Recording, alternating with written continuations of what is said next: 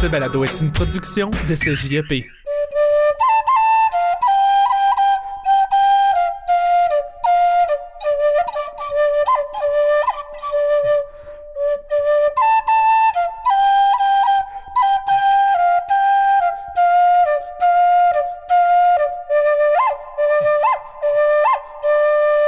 Marc-Olivier Gingras, étudiant en arts et technologies des médias ici au Cégep de Jonquière, est issu de la communauté Ilnou de Mashtewiyat et a grandi en ayant l'idée d'aider les siens.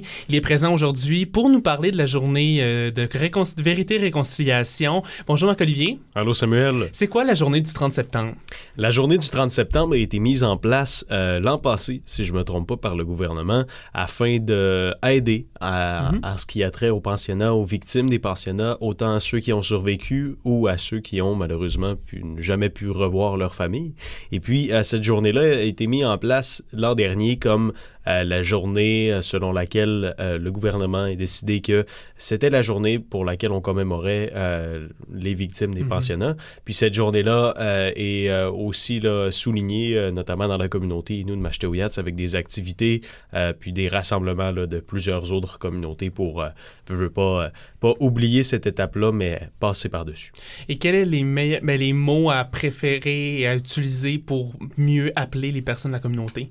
Généralement, là, les termes à favoriser. Oui, généralement, on utilise le terme Première Nation. Ce terme-là est presque parfait. L'exception est qu'on ne peut pas parler des Métis et des Inuits lorsqu'on parle de Première Nation. Par la suite, on a le terme Autochtone qui, lui, est moins bon, mais tout aussi bon.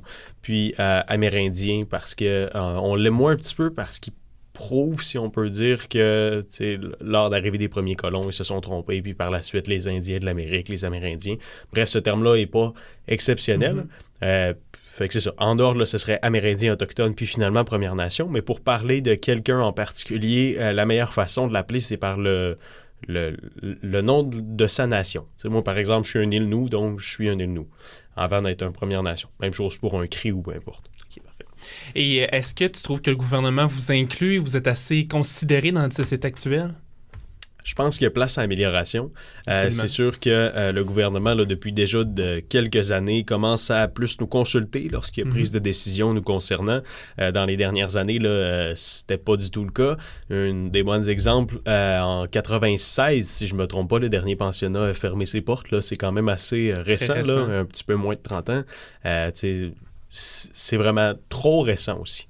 On sait qu'avant le début des années 2000, à peu près, là, je ne suis pas précis, là, mais le gouvernement n'avait pas nécessairement besoin puis envie de nous consulter lorsque des décisions devaient s'appliquer.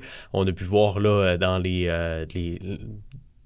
grosses décisions que jamais, comme la loi sur les Indiens, par exemple, un bon exemple, jamais là, les membres des communautés ont été avisés ou peu importe. Donc, dans les dernières années, on a vu que le gouvernement avait plus d'intérêt, puis aussi était plus respectueux face à ça. Donc, merci beaucoup Marc-Olivier de nous avoir transmis toute cette information-là. Ici, à la maison, on vous conseille de porter du orange en cette journée du 30 septembre, la journée internationale de la vérité et la réconciliation. Merci beaucoup Samuel, puis tout le monde à la maison aussi.